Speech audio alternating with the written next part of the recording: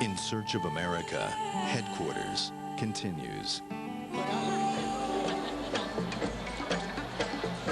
This is China.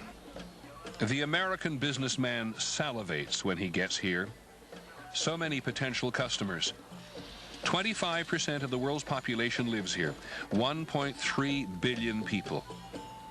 But not many of them are potato chip eaters. Potato chips are still foreign here.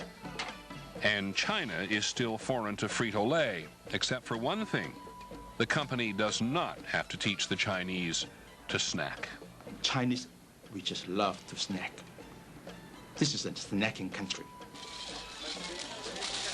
There's no limit to how much you can snack.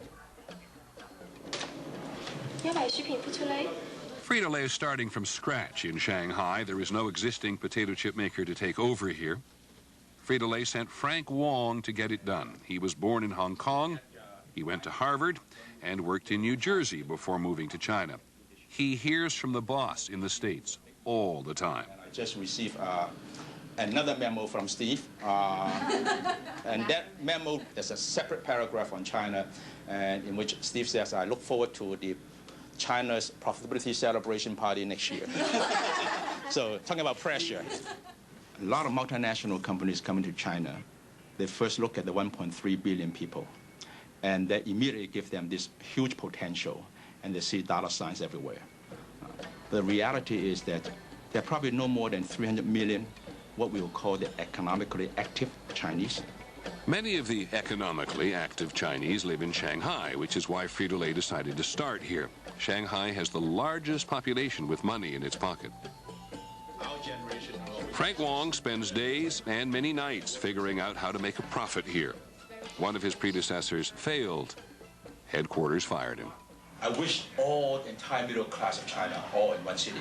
Then I don't have to do anything else. I just focus all my effort in Shanghai and call it a day. How important to your current and future business is China? Oh, it's very important. It's one of the places we've invested in for over 10 years now.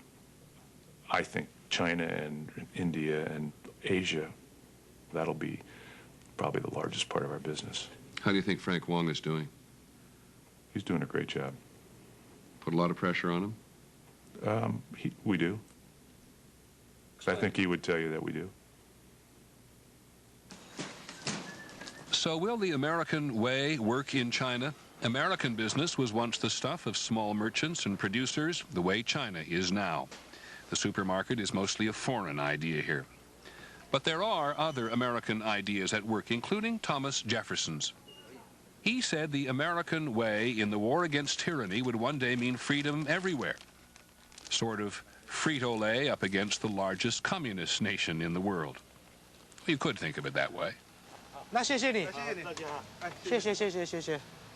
Everybody work very hard because we have a same objective. Is that we need to become the #1 salty snack manufacturer in China. At the factory in China, they do exactly what they do in Holland or Connecticut or Texas. The Chinese potato chip must meet the gold standard, you know, the one from headquarters. Still, it doesn't take long to understand that what is happening here in a more profound way is that Americans are trying to change China. We have to invest in the entire potato infrastructure to grow our own potato, in a nutshell, almost to create our little Idaho in China. Frito-Lay's real agent of change in China is Bob Xi. First, he hired the best people away from the government's Department of Agriculture, and then he started working on the farmers. When we first come here, we bring some Lay's potato back to here, show to the local farm what way potato will be useful. This is really for the industry to manufacturing is a snack food. The Chinese have farmed the same way for hundreds of years, probably thousands. The American way is to turn dozens of small, family-run, state-owned farms into huge tracts of land. And then American machines, not to mention the chemicals, can produce a massive potato yield. The typical farming in China is a very, very labor-intensive. You see the whole family working out in the field. But when they see the way we do the farming in potato chips, the kind of equipment we bring in, then they recognize, hey, in the modern farming, you can actually make a lot more money. The company also points out that if the company were ever to leave, the farmers would still have their land, much improved by modern fertilizers and irrigation. Not that Frito-Lay would ever leave. Thank you. Bye. Potato chip, at the end of the day, is light, crispy, and it's not stuffy. So you can eat a lot of them. You open a bag of potato chip, in 5 minutes, it'll be gone. And that's the beauty of the potato chip business. If each consumer can only eat one bag, then we're in trouble. But since they can eat so many bags, then it's just up to us to excite the consumer to really stock up. So far, there are more bags than buyers.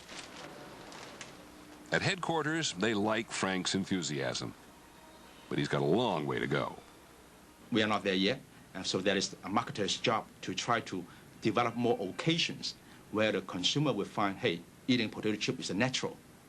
In the morning, when you wake up, have potato chip, and have a bag on the go, and then at lunch hour, when you have a sandwich, then you have some potato chip. So it is up to us to develop that potato chip habit. We set up outside a store in Shanghai to see how things were going. We asked shoppers, through an interpreter, why they did or did not buy. First of all, many people couldn't see a reason to change from their usual nuts and sunflower seeds and dried fruit. Some people thought potato chips were expensive. This practical woman pointed out that for the price of one small bag of Lay's, she could buy a whole bag of potatoes. So potato chips are catching on slowly in China. Frank Wong concedes that even in booming Shanghai, people are eating about 1/10 as many potato chips as Americans do. Still, it is here in China that we really began to understand the profound influence of American enterprise. So we can always give you fresh or say innovative flavor on Lay's. We cannot successfully launch Lay's into China without being a change agent. We are training a group of very competent Western managers who are basically this country's future. Our employees trained by Frito-Lay. They are basically the middle class of China. They are the ones that would change China. So we bring a lot more than just the brand called Lay's. Globalization is not just a brand. It's globalization is almost a carrier for change. For Bob Shi, it is teaching Chinese farmers about free enterprise and profit. I think Oliver and me is very happy in those crops. Because I see those potatoes is really our opportunity. It's close to make the money. It's close and close.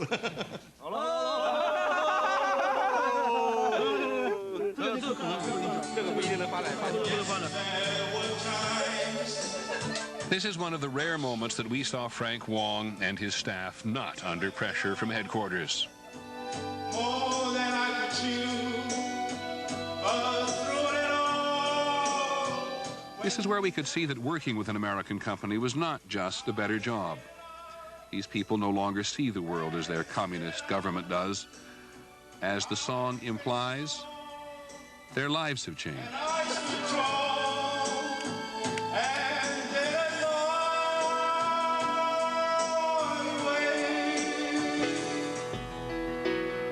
In search of a